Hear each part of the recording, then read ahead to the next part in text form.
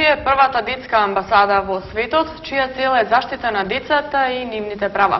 Токму тоа ќе биде и нашата вечерашна тема во Колосек интервју, на која ќе говориме со Катерина Куневска, раководител на програма во Миѓаши, и Ана Битолјану, мировна работничка. Добре дојдовте. Добре. Ке може ли на почеток да ни кажете како настана и како започна идејата за детската амбасада? Идејата за Миѓаши е врзана со првата детска слободна земја, впрочем, во 1991 година во Босна и Херцеговина на Тромеѓа, кај што впрочем се допираат Хрватска, Србија и Босна, по идеја на Душко Томиќ е основана првата слободна детска земја негде. И со надеж дека ќе влијаат и ќе пружат некаков отпор кон војното лудило во тие години. За жал видовме дека ниту тој напор, ниту другите не вродија со плод, така што тие пуштија апел за згрижување на децата и воопшто на загрозените во БиХ, пред се за децата. Се направи воздушен линк кон Македонија и почна конкретна работа на нивна помош. За мене ова идеја, впрочем, моќна како пример како може да се делува индивидуално. Во тој момент ниту Миѓаши постои, ниту знаеме дека ќе биде основана, меѓутоа Гордана Пирковска Змејанац седи и гледа дека е пуштен апелот и решава заедно со Драги Змејанац и низа други луѓе дека нешто мора да се направи. Се организираат, успеваат да направат прифатилиште за огромен број деца и мајки и впрочем почнуваат да тркалаат една идеја која што е веќе 23 години се бави на различни начини од различни аспекти со детските права. Со тек на годините расте и се менува, меѓутоа со било која професија да се бавите толку години е успех, особено во овој некој контекст на променливи немирни времења, турбулентни општествени односи и така натаму, еве, обстојуваме 23 години. 23 години обстојува во Македонија? Да. Така. 1 јуни беше одбележан како меѓународен ден на детето. Ке може да ни кажете кои права ги има детето? Така. Како што споменавте, 1 јуни е меѓународен светски ден на детето. Освен овој ден има уште еден ден, тоа е 20 ноември, кој што е универзален ден на детето, и секоја година на овие денови детската амбасада Миѓаши подсетува за правата кои што ги имаат децата и кои што им се загарантирани со Конвенцијата за правата на детето како највисок меѓународен акт во кој што се наведени правата. Да говориме за тоа кои права ги има детето би ни требало многу време. Јас само би кажала дека треба да се почитуваат и децата ги имаат сите оние права кои што им гарантираат достоен живот и живот во благосостојба. А инаку Конвенцијата ги дефинира детално сите овие права, меѓу кои јас би ги споменала само 4 принципи врз основа на кои што се темелат правата и кои што треба да се применуваат при имплементацијата и примената на сите овие права на децата, а тоа е принципот на најдобар интерес на детето, што значи возрастните и надлежните државни институции треба секогаш во дадена ситуација индивидуално за секое детенце кога се постапува да ценат што е најдобар интерес и така да постапуваат. Понатаму е принципот, односно правото на оптимален раст и развој на секое дете, тоа се значи оние права кои што ќе гарантираат дека секое дете, како што споменав, ќе има право на достоен живот. Потоа е принципот на детско учество или детска партиципација при донесувањето на одлуки кои што се однесуваат на децата. Секогаш децата треба да бидат прашани и консултирани, треба да се испочитува нивното мислење, односно треба да се третираат како рамноправни партнери при донесување на одлуки кои што се однесуваат на нив. Нели говориме за деца на онаа возраст каде што може да креираат свое мислење и своји ставови. И последниот принцип е принципот на недискриминација, односно рамноправен еднаков третман кон сите. Како Миѓаши ги одбележува овие 2 дена кои што се одбележуваат како меѓународен ден на детето? Така, првиот ден, 1 јуни, кој што беше пред неколку дена, обично го обележуваме со актуализирање на темата во јавност и повикување на она дека не треба само за деновите кога се денови на детето, туку треба да се работи во правец на почитување на правата на децата сите денови во текот на целото време, а кога станува збор за 20 ноември, пошто пред 20 ноември е 19 ноември, ден на борба против злоупотреба на насилство и злоупотреба врз децата. Повикуваме од страна на надлежните институции секогаш да постапуваат и да се бориме сите заедно против насилството врз децата. А кога е детската недела, тоа е првата недела во октомври, тогаш организираме детски работилници, каде што дечињата доаѓаат директно во просториите на детската амбасада Меѓаши, каде што се запознаваат подетелно со детските права, со почитување на различностите и слично, каде што имаат можност да го видат директно СОС телефонот, да се запознаат со дел од колегите кои што работат на оваа линија, како можност, секогаш кога правата им се прекршени, оспорени или загрозени, тоа да го пријават на оваа линија или едноставно да поразговараат. Нема да секогаш да станува збор за кршење на некое право, можеби сакаат да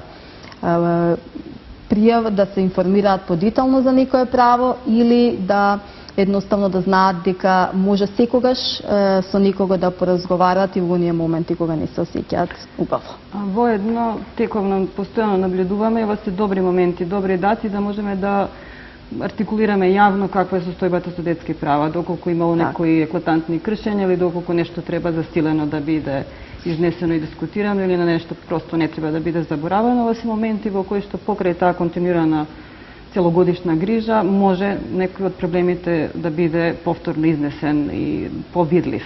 Најчесто проблемот со кршењето на правата е дека тие се невидливи, односно поминуваат неприметно и прифатено од општеството. Така, споменавте дека дечињата кога доаѓаат во просториите на Меѓаши во текот на детската недела, го гледаат и телефонот СОС линијата. Каква е состојбата со СОС линијата на Меѓаши?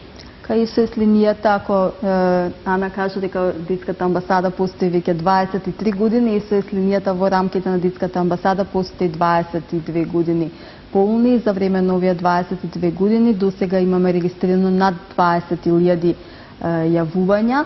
Имаме некоја статистика направена која што говори околу 202.000 работни часови посветени од страна на СОС операторите и волонтерите кои што го поминале своето слободно време, креативност, како да помогнат на некое детенце.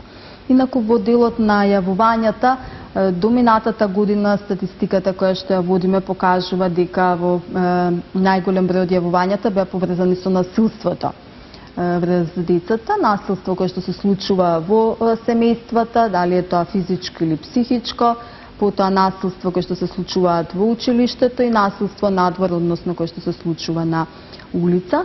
Од минатата година статистиката покажува дека најголем број од дојавите се однесуваат на проблеми поврзани со сиромаштија, односно сиромаштијата и недоволниот број на финансиски средства кои што го имаат родителите или семејства, односно семејствата на децата, е оневозможува остварување на дури и основните права на децата, што е еден знак дека социјалните разлики се поголеми и повидливи во нашата држава. Се охрабруваат ли децата доволно да се јават на СОС линијата да пријават некаков проблем со кој се соочуваат, без разлика дали е насилство или сиромаштија или било кој проблем што го имаат во секојдневието? СОС телефонот за деца и млади 0800 1 22 22 е пред се наменет за децата и младите, меѓутоа статистиката која што ја водиме покажува дека многу е мал процентот на јавување од страна директно на деца, со тоа што ние тука вложуваме напори како организација да го направиме подостапен СОС телефонот, па така да од пред скоро време отворивме и нови форми на комуникација со децата, значи посебен Facebook профил, Facebook страница на СОС телефонот, каде што децата може да ни се обратат директно преку Facebook за одредено прашање или за одреден проблем, затоа што цениме дека поминуваат значително време на социјалните мрежи, дека се мрежите овие социјални мрежи се доста достапни на младите и на тој начин би можеле да ни се обратат и директно, за разлика нели од телефонот, па може да се дојде директно во просториите на детска амбасада Меѓаши, може по мејл да ни се обратат, така што користиме разни форми и начини за се со цел да бидеме поотворени кај децата. На кој начин децата најмногу бараат помош? Дали преку социјалните мрежи или преку телефонот? Да, и социјалните мрежи и телефонот се застапени и преку имејл исто така добиваме одредени информации, со тоа што, како што кажав, настојуваме се повеќе да им се доближиме и тоа да го популаризираме во јавноста, затоа што од едно истражување кое што го направивме во 2009 година ни покажа дека СОС телефонот 0800 1 22 22 е втор по препознаеност кај децата веднаш после бројот на полицијата, што ни говори дека тоа е едно од местата или алатките каде што можат да се обратат, каде што го знаат, каде што може да се обратат за одредено прекршување на нивните права. Да кажеме сега за средношколскиот пленум, за притисоците, заканите кои што беа, најчестите пријави беа преку телефон и имејл, како најчесто користени како од родителите, така и од самите ученици и ученички од средните училишта. Така. Ке може ли да ни кажете како оди постапката за пријавување на некој проблем од страна на децата и од одговор од ваша страна, за да ги обесхрабриме малку оние деца кои што сепак немаат доволно храброст да се јават да го пријават проблемот кој го имаат? Така и јас ќе почнам, па може би Јана да се надоврзи после тоа, затоа што во последно време беа најмногу актуелни, добивме најмногу такви дојави во врска, значи поврзани со средношколските протести. Кога ќе добиеме одредена дојава на СОС линијата, прво ја разгледуваме, затоа што имаме тим на луѓе кои што работат, кои што е составен од психолог, педагог, социјален работник, правник, мировен работник, го разгледуваме од повеќе аспекти случајот кој што ни е дојавен и одлучуваме како ќе постапуваме. Најчесто ги информираме секаде онаму каде што ќе забележиме дека потребно за решавање тој проблем да се вклучат државните институции, секогаш ги информираме директно државните институции и повикуваме да постапат по тој случај во најдобар интерес на детето. Меѓутоа не застанува тука нашата улога. Не само што ги повикуваме да постапат, туку ги следиме и понатамошните чекори кои што ги преземаат, па од тука и на некој начин вршиме и мониторинг, односно следење на состојбата со правата на децата во нашата држава, што понатаму ни помага да изготвуваме извештај за состојбата, што се основа за креирање на политики и програми за подобрување и прогрес на правата на децата во Македонија. Разликата е исто воедно дали е некаква индивидуално случување или е нешто што одговара на општествено случување, како што беше ово. И тука имаме збиран содржател и си постои постапка.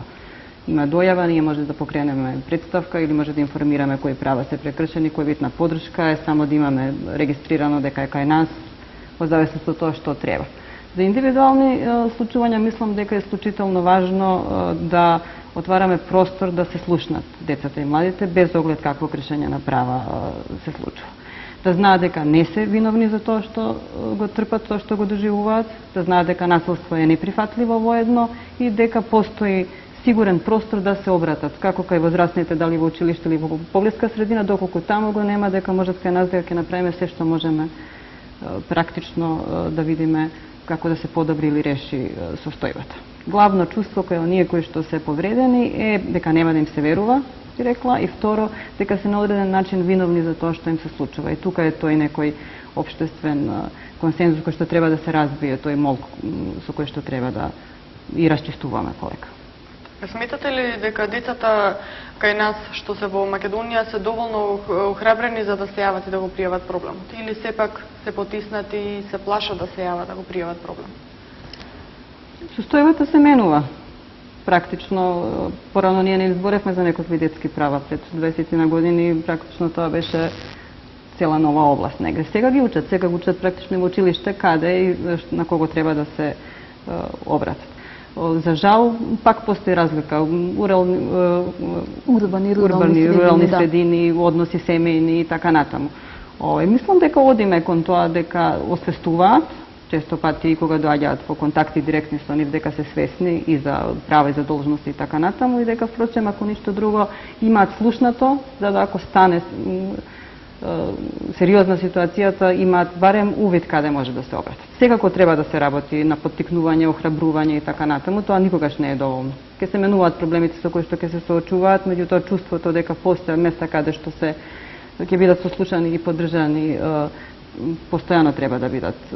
А не е лесно. Ако сте жртва на било каква насилство или прекршување, не е лесно да се јавите на било кого и да знаете дека ќе останете анонимен, дека нема да ви се случи нешто лошо. Впрочем, насилството е и функционира на тој начин да сте заплашени, застрашени во позиција да ви е тешко да побарате помош. Така, една од несаканите работи е злоупотреба на детскиот труд. На кој начин се злоупотребуваат децата?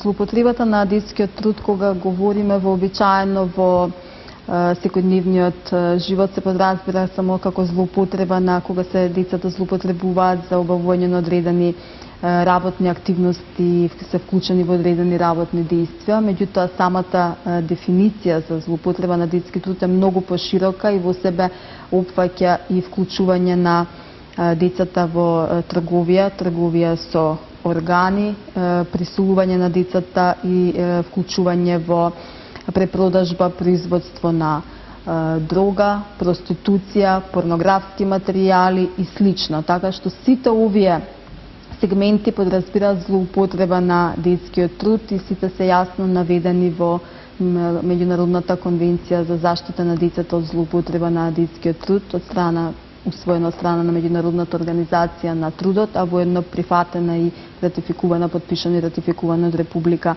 Македонија, што значи кога говориме за детскиот труд, работиме на тоа да ја зголемиме и свеста дека злоупотреба на трудот не е само кога децата треба да работат на одредени особено тешки и небезбедни по нивното здравје работни задачи, по работа на децата под онаа минимална возраст за нивно вклучување во работа, тука е многу поширок термин и злоупотреба на трудот значат сите овие кои што ги набрав. Така, вие целите кон тоа да се стави крај на злоупотребата на детскиот труд. Може ли да позборуваме малку околу тоа? Да се намали злоупотребата на детскиот труд е една долга и макотрпна борба, која што бара еден системски и еден синхронизиран настап на повеќе чинители кои што се вклучени тука подразбира, значи, освен невладините организации, државата и државните институции, понатаму тука и бизнис секторот, не вклучување, може би сте забележале и на некои од оние производи кои што ги купуваме, особено кога одиме, нели кога патуваме во некои од западноевропските држави, каде што пишува на етикетата дека при производството на овој производ дека не е користена детската работна сила, односно детскиот труд, така што треба, значи, да се работи на законските аспекти кои што тоа ќе го дефинираат, на санкциите кон оние кои што тоа ќе го прекршат, но најмногу на јакнење на свеста и кај потенцијалните сторители, да речеме, на таквите дела, но и кај самите граѓани, да може тоа да го препознаат, да го идентификуваат и да не го поддржуваат со било кои своји активности несвесно, значи никогаш несвесно, го поддржуваме и секако да го пријават и да знаат каде да се обратат доколку идентификуваат, односно доколку препознаат форма на злоупотреба на детскиот труд. Така, кој според вас е најголем виновник за злоупотребата на детскиот труд? Повеќе се виновници, значи исто како што кажавме дека и треба да се повеќе сегментирано да биде борбата против злоупотребата на детскиот труд. Прво е непочитувањето доволно на детските права, понатаму често пати и тешката социјална и економска состојба во која што се наоѓаат семејствата на овие деца, невклученоста на децата во образование, затоа што со самото тоа детето што не оди во образование е потенцијална жртва на злоупотреба на детски труд, односно потенцијална жртва на трговија со луѓе, трговија со органи и слично. Понатаму тука нели доаѓаат и оние непочитување на разлики кои што постојат кај луѓето, традиционалните разлики и слично, и секако оние класични кривични дела кои што се прават, кои што ги споменав, не би ги повторувала повторно, сето тоа е дел од причините за оваа појава. Така, се надам дека активната работа на Меѓаши ќе дојде до тоа да се стави крај на детскиот труд. Околу образованието кај децата ќе говориме малку подоцна. Сега да го погледнеме блокот на реклами, па повторно ќе продолжиме со нашиот разговор. Почитувани гледачи, останете со нас за образованието за децата и за останатите активности на Меѓаши ќе говориме по рекламите.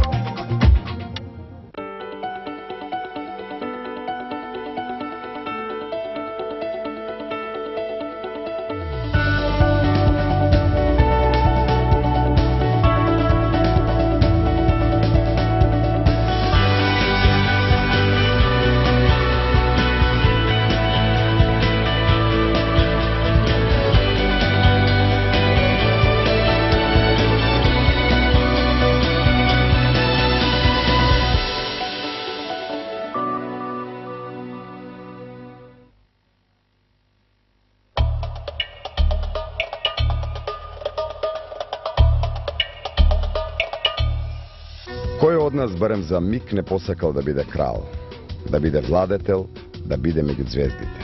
Моќно, многу моќно било чувството 4000 години наназад да бидете дел од магијата и мистиката на оваа света планина, каде и камењата имаат душа. На локалитетот е лоцирана централната позиција за наблюдување на небесните тела, како и постоењето на 7 маркери изработени во вертикалните стени, со кои се означувале местата на изгревање на сонцето и месечината. Ова се камени седишта наречени тронови, исклесени од карпа, поставени во правец од север и југ. На овој начин, доколку сте седнат на ова и само на ова место, вас и само вас ве осветлува првиот утрински сончев зрак. И вие, само вие сте во онаа непосредна врска со Бога. Во 2005 година, НАСА го стави Кокино на 4-то место на листата со најстари и најважни астрономски обсерватории во светот. Првите наоди биле добиени во 2001 година, кога е откриена населба од бронзениот период. Населба која според својот изглед и димензии се разликувала од слични вакви археолошки населби. Уште на самиот почеток, нешто со ова парче земја не му давало мир на откривачот. Обсерваторијата е стара 4000 години и преку нејзе може да се одредат 4 главни позиции на месечината и 3 главни позиции на сонцето во текот на една година. Ова е света планина и секое приближување кон неа буди чувство на почит. 4000 години побиваат 4000 говорници за нашето непостоење. Мистичноста на овој простор бе води во размислување за едно место на кое еден народ живее со генерации. Во оваа моја чудесна земја, мигот тешко се повторува.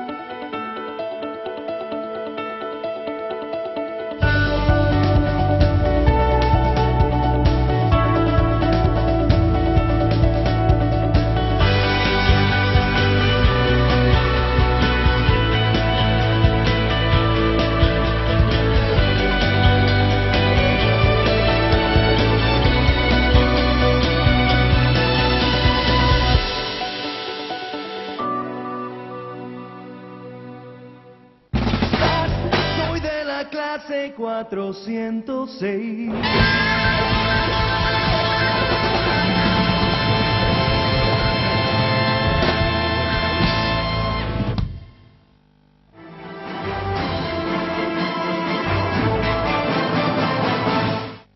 Во општина Илинден се реализира проектот Енергетска ефикасност во јавните општински установи.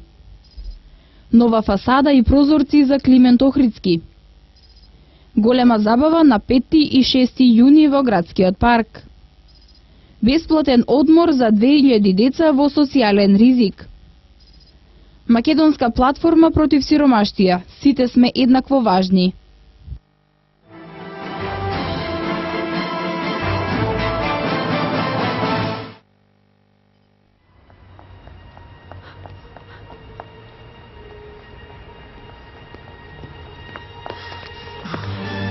When I saw him, oh, Jesus.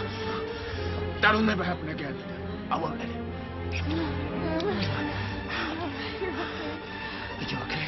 Yeah. I'll always be here, Alice. Yeah. I'll protect you. Say you believe me. I believe you. Believe. Alice?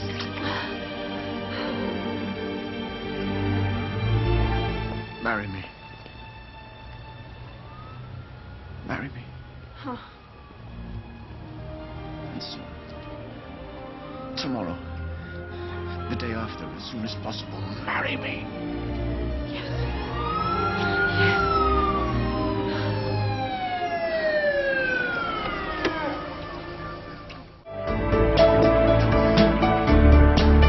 Доколку имате желба да дознаете повеќе за тоа каков инструмент е хармониката, проследете го разговорот со Игор Димовски од музичкото училиште Игор Продакшн.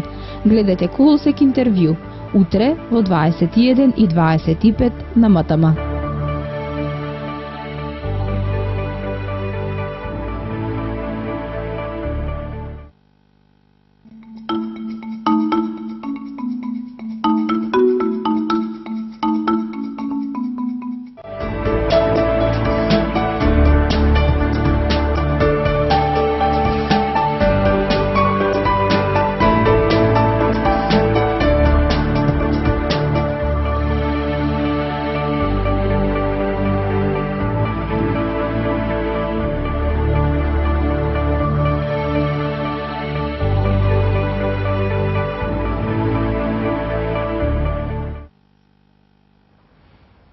Повторно сме назад во студиото и го започнуваме вториот дел од вечерашното издание на Колосек интервју. Наши вечерашни гостинки се Катерина Конеска и Ана Битолјану од Медјаши, со кои говориме за заштитата и правата на децата.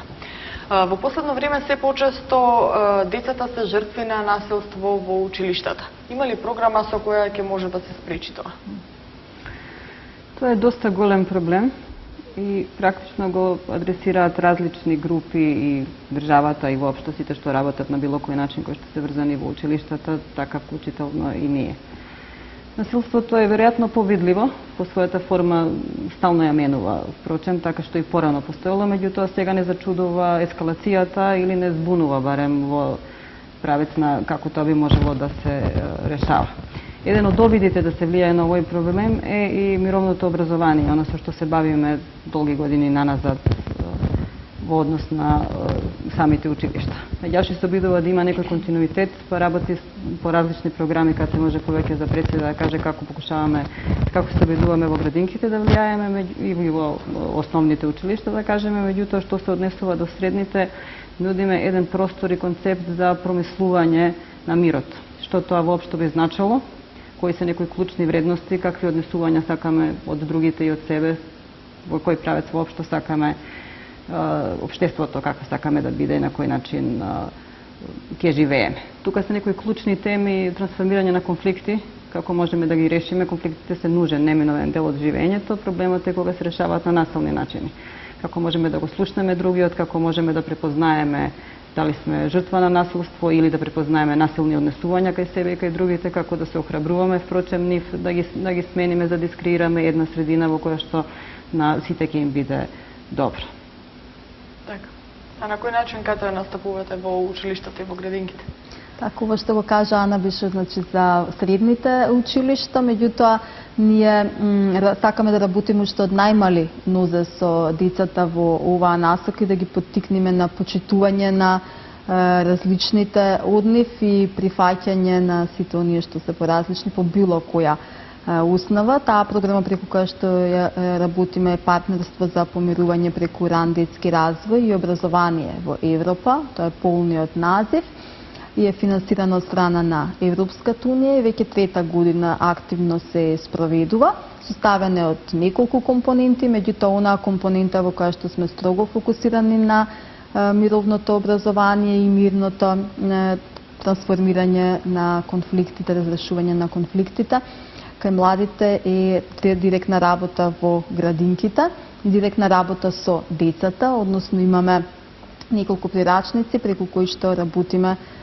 Воспитувачите поточно работат директно со децата во 11 градинки во Република Македонија и ние континуирано ги поддржуваме, ги следиме во сето тоа и можам да кажам дека резултатите, односно информациите кои што ги добиваме од нивна страна е дека децата добро ја ги прифаќаат тие програми, дури има и некои конкретни ситуации за некој значи промена во однесувањето на децата кон нивните другарчиња, затоа што методот кој што се користи се персонализирани кукли, каде што на куклите им се дава една личност и таа кукла, значи со таа кукла воспитувачката работи со дечињата во градинката и таа кукла треба да ја прифатат нели како нивно другарче кое што е поразлично од мнозинството деца кои што се таму присутни, така што воспитувачите и она што ние го гледаме на терен е дека навистина забележуваат одредени промени кај децата. Правиме истражување во таа насока, па кога ќе ги сублимираме резултатите од истражувањето, ќе ви информираме вас медиумите да бидете запознаени подетално за каков е прогресот во таа насока. Тоа е добра предподготовка, впрочем, во какви луѓе ќе ги растеме генерациите што доаѓаат. Колку ќе бидат, колку ќе пружаат отпор кон насилството, колку ќе бидат загрижени за правда и правичност кон себе и кон другите, како впрочем ќе бидат некои активни граѓани на Македонија во наредните години. Дека кои други активности ги имате во делот на образованието кај децата? Па различни се. Во секој случај дел проистекнуваат од самите нив. Принципите на работа на меѓаши се не да доаѓаат со своји решенија, него да слушнеме што впрочем сакаат и онда креираме програми или активности, акции во зависност од тоа што искреирале, што им паѓа на памет, што им е најблиску на целната група со која работиме, дали се помали деца, повозрастни и така натаму. А дел стигаат овие кои што се вртат околу ненасилството, кои што ние сакаме да ги промовираме впрочем. Денеска баш размислувавме околу тоа како можеме да развиваме малце солидарност со емигрантите и како можеме да ги вклучиме учениците од средните училишта да можат дали директно да помогнат со хуманитарна помош или просто да развиваат идеи, да го развиваме чувството за друг без оглед што не ни е првиот сосед, ама тука е кај нас и негде треба да се грижиме едни за други. И тој концепт да работиме генерално на некоја сплотување и поврзување дури на светско ниво. Без оглед. Не само за проблемите кои што директно не тангираат и кои што се во самите училишта, туку дека имаме одговорност и можеме да бидеме активни и во пошироката заедница. Така. Тука би додала во делот на образованието, сме дел и од меѓународна мрежа на организации, каде што секоја година во месец април, како меѓународен месец за вклучување на децата во образованието, организираме одредени активности, потсетуваме на тоа дека сите деца треба да бидат вклучени во образование, кое што е задолжително и бесплатно, и основното и средното во нашата држава. Меѓутоа, за жал, податоците говорат дека се уште има дечиња што не се вклучени во образование, затоа што со вклучувањето на децата во образование, освен што ќе се бориме против сиромаштијата, еден од оние проблеми кои што го споменавме како идентификуван за најзастапени проблеми за кои што ги имаме на СОС телефонот, и ќе се бориме и против злоупотребата на детскиот труд и како што кажа Ана, со вклучувањето на децата во образование ќе креираме и ќе создадеме едни критички особи за ова општество. Дали се презема нешто околу тие деца кои што сепак не се на училиште и покрај задолжителното училиште, како што споменавте? Се преземаат одредени активности. Ние прво како организација функционира дневен центар за деца кои што не одат во училиште. Овие има значи други вакви дневни центри во Република Македонија. Центрите служат како еден вид на подготовка на децата за вклучување во образование, да им дадат одредена помош и поддршка, затоа што причините заради нивната исклученост од образование се различни. Некои немаат изводи од матична книга на родените, немаат документација која што е неопходна, некаде родителите не се во добра финансиска состојба за да можат некои основни средства кои што се потребни да им ги обезбедат на децата. Меѓутоа ќе нагласам дека и нашата цел како организација не е вистинско решение дневниот центар, туку вистинското решение е децата да се вклучат во образованието, а овие дневни центри да бидат само како вид на помош и поддршка за нивно полесно вклучување во училиштето. На сите едукации кои што ги работиме со наставните кадри, го артикулираме овој проблем, пошто овие деца се често пати невидливи, они бидејќи немаат документи, не се евидентирани, нема ни точен број, нивни ние претпоставуваме со кој бројки се работи и така натаму, меѓутоа го правиме повидлив тој проблем негде, да видиме на кој начин може да се измобилизира пошироката заедница во нивно решавање. Адхок ние делуваме и помагаме колку што се може. Дури и одреден број на едукативни содржини може да добијат во дневниот центар кога се во меѓаши. Меѓутоа, практично тоа бара едно систематско решение и бара долготраен пристап и увид во таа проблематика. Така, децата освен на училиште се жртви и во своите домови. Се презема ли нешто околу тоа?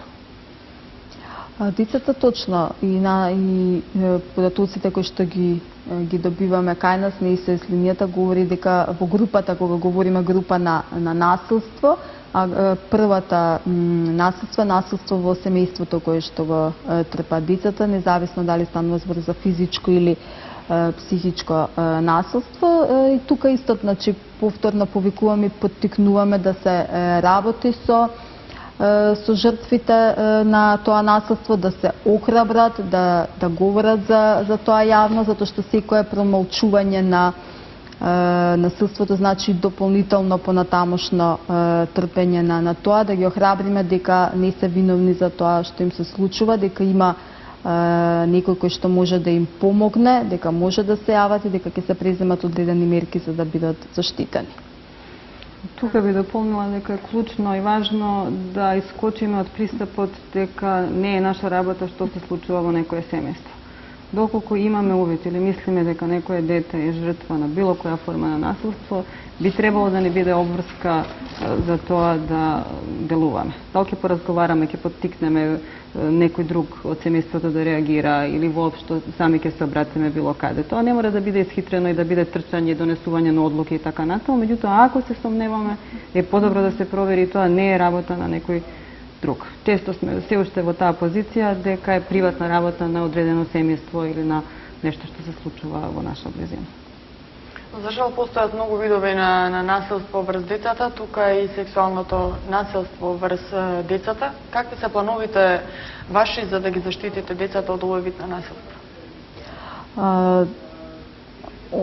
Пријавите кои што ги добивавме пред неколку години на СС телефонот ни дадоа сигнал дека има се повеќе вакви идентификувани случаи на сексуална злоупотреба на децата. Тоа е најтешката форма на една злоупотреба која што може да му се случи на едно детенце. Тоа за нас беше доволен сигнал и информација дека треба да преземеме одредени мерки, па како резултат на тоа значи направивме одредена анализа каде може да се пропустите и проблемите поради тоа што има се поголем број на вакви случаи. Согледавме дека дел се во законската рамка, односно дека казните за сторителите на овие кривични дела не беа доволно високи, тука лобиравме за измени и дополнување на кривичниот законник, што беше позитивно прифатено од страна на креаторите на политиките и се изврши измени и дополнување на законот, па дури значи се воведе и мерка казна до животен затвора за оние кои што за рецидивисти, значи оние кои што го повторуваат делото или доколку делото е сторено на особено грозоморен начин. Понатаму на јакнење на свеста и поттикнување на децата да можат да говорат прво јавно за јавно, односно да го пријават случајот, не да говорат јавно, туку да го пријават случајот, за да не молчат, иако значи се уште тоа табу, меѓутоа целта е да го срушиме табуто, за да го пријават насилството, за да може да се постапува, да се казни сторителот, а со децата да се работи во насока на психолошка помош и поддршка, како и да може да ги идентификуваат односите од страна на возрастните луѓе кон децата, да може да препознаат кои допири се добри, кои допири се лоши што ги добиваат, кои допири се со љубов, значи која што е дадена кон децата од страна на родителите, родителска љубов, а кои допири се оние злонамерните допири кои што ги добиваат, како и работа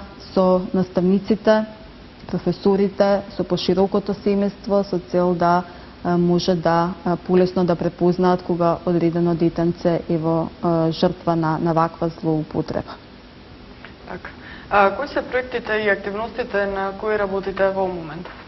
Некои веќе споменавме, тоа е значи оние кои што не ги споменавме во текот на разговорот. Оние кои што останаа неспоменати, имаме програма за одговорно родителство. Детската амбасада Меѓаши има одреден континуитет во оваа програма и имаме неколку кампањи досега спроведено. Дали денес разговаравте со вашето дете, дали му кажавте колку го сакате, дали го гушнавте, а сега одиме и понатаму, така што наесен подготвуваме и одредена продолжение на ова кампања. Сакаме да го поттикнеме, да ги поттикнеме родителите да размислуваат и дел од своето време да го посветат на одговорното родителство, што подразбира многу повеќе од една грижа која што имаат кон децата, туку разговор со децата, да им се посвети внимание на децата. Значи тоа е таа програма што спроведуваме, потоа имаме мониторинг на состојбата со детските права. Веќе е изготвен извештајот за оваа година. Во скоро време, следната недела, ќе имаме и пресконференција на која што ќе ги соопштиме резултатите од таа програма.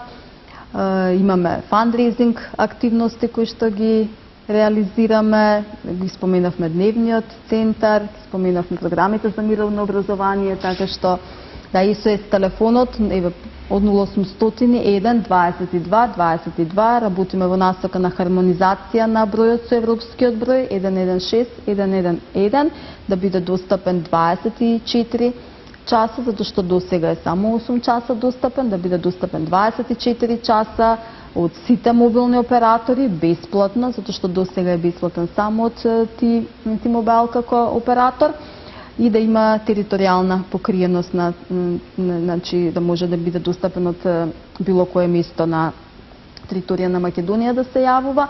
И тука доаѓа и она кон што целиме телефонот да, како активност која што обавува од јавен интерес, да добие и поддршка од страна на институциите. Така. Ако нема што друго да додадете околу активностите и проектите и целокупната работа на Меѓаши, јас тука и би се заблагодарила на гостувањето и на вашето одвоено време за да им ги пренесеме пораките на децата, да им ја пренесеме вашата работа, за тоа да им кажеме колку се грижите вие за нив и да бидат охрабрени да го пријавуваат секој случај, без разлика дали е семејно насилство, дали е сексуално насилство или насилство во училиштето, да се јават на вашиот телефонски број и секако вие ќе им помогнете. Секако ќе се обидеме. Благодарам уште еднаш на гостувањето. Почитувани гледачи, ви благодариме што бевте заедно со нас. Имајте пријатна вечер.